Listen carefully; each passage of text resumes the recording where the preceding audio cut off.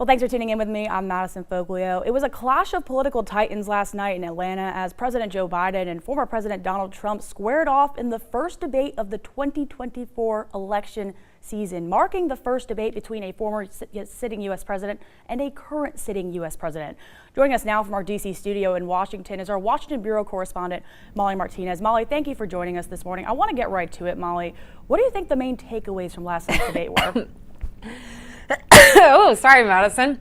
That's also how Joe Biden started his debate, with a little bit of a raspy voice and with not a confident performance. And when you leave a debate, you really want to be confident in your candidate, and that is not a luxury that many Democrats feel this morning. We do know that he has said that he's going to stay in this race. A lot of Democrats have called for him to step down. They want the party to prop someone else up in his stead based off his performance. Last night was really a test of his mental acuity and his fitness for office, and many were disappointed in it. I've spoken with Democrats who say that it was difficult to watch last night. On the other side, on the other podium, Donald Trump really benefited from not being fact-checked. He said a lot of things that were blatantly false last night, including that Democrats support post-birth abortion. That is not a thing in any state. He also skirted any responsibility he had with January 6th, at one point blaming it on Nancy Pelosi, and saying that he would only support results of the upcoming election if they were, quote, fair and good, which did not evoke a lot of confidence that we wouldn't see another January 6th. That's right. I'm going to get back to what you just said about Trump and those quote unquote falsehoods. But I'm going to go back to Joe Biden first. You said, I'm going to touch on something you said. A lot of people, you're right, following the debate are questioning whether or not Biden's campaign is now in turmoil following his performance. In fact, CNN's post coverage said that there's a very deep, wide, aggressive panic in the Democratic Party following that debate. I mean, what are you hearing and what do you think lies ahead for President Biden's campaign? Madison, there was so much at stake last night for the Democratic Party to really show this is our winning horse.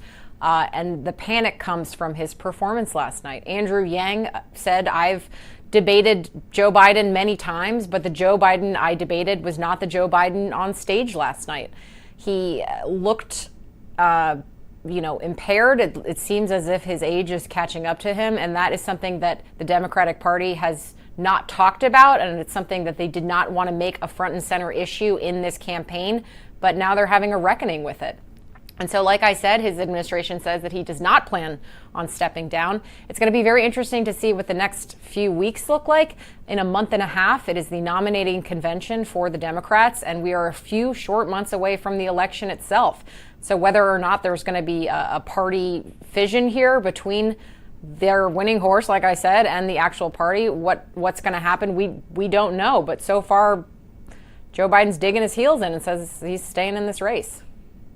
Yeah, that's right. And something you mentioned there that's pretty important too. It is important for us to remember that, Trump isn't technically the Republican nominee in this debate, in this race so far. That he hasn't that until July 18th, I believe. And, Joe Biden still has until the Democratic National Convention meets as well.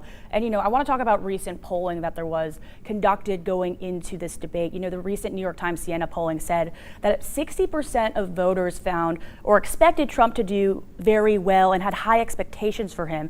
But Joe Biden, it wasn't exactly that high. He didn't really have that high of a hurdle to handle that now. But in terms of President Trump, what was the reaction from the Trump campaign following this debate? Trump immediately took a victory lap. Doug Burgum, who's on the short list to be his vice president, who is the Republican governor of North Dakota, he said that you could watch the debate on mute and still know who won. So those who have consistently buoyed Trump are going to continue to do so, and they're going to sort of try and fall on this momentum going into the campaign, declaring him the victor of this, saying that his performance was much better than Joe Biden's. But again, his performance was laced with all of these falsehoods, and he blatantly wouldn't answer questions when asked. He talked about what he wanted to talk about. It was difficult for the moderators to keep him on track.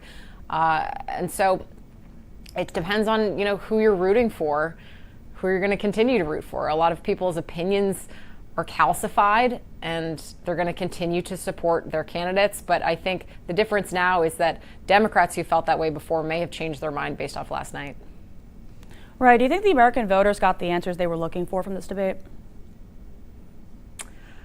From the people with whom we've spoken, no.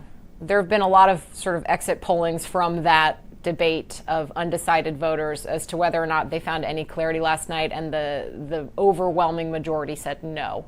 They were looking for answers on policy, on who would be a good leader, and as we saw last night, a lot of it devolved into personal attacks. At one point, they had a spitting contest over who was a better golfer.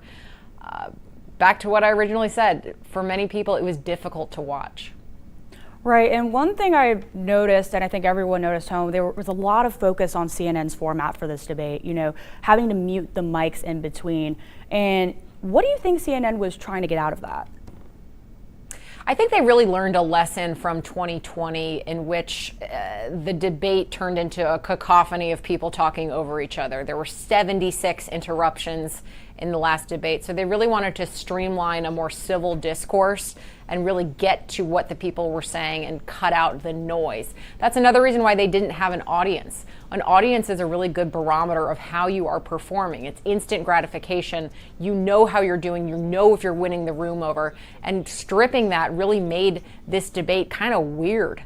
And these two candidates and the two moderators, it felt stark. And it's a format that we haven't really seen since the first televised debate in 1960 between JFK and Nixon. Right, and very quickly, two more questions for you, Molly. Do you think Biden steps away from his presidential race following this? Like I said, they said they have no plan on doing so, but we are still many months away from the election, and I think that the Democratic Party is really going to have a frank discussion among themselves about where they go from here. Last night, there was a lot of information given to the American people about who the candidate for the Democrat will be, and many people are not happy with that and think that the American people deserve better options than what they're being handed right now. All right, Molly Martinez joining us from Washington, D.C. Thank you. Thanks so much. Of course. All right, we'll be right back right after this.